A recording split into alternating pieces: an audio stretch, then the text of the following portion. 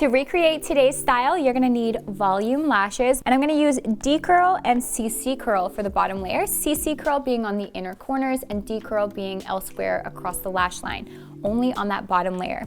So I'm gonna be working with 3D and 4D in our ultra dark and mid stem pre-made fans. A lot of people ask, do you charge more for pre-made fans or the same as handmade fans? And the answer is, I charge the exact same.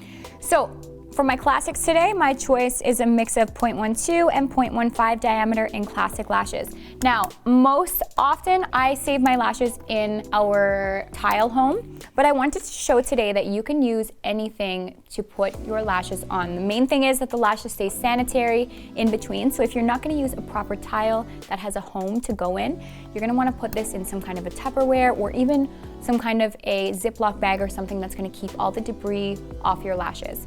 So 0.12 is gonna be on the weaker natural lashes across the lash line, and 0.15 is gonna be on the stronger lashes. So I'm gonna decide that as I isolate each individual lash. And the other products you're gonna really need for this set, you're gonna make sure you have the right tweezers for you. Tweezers are definitely a preference, but my preference today is to work with Lost Artistry's curved isolation gold member tweezer for isolation.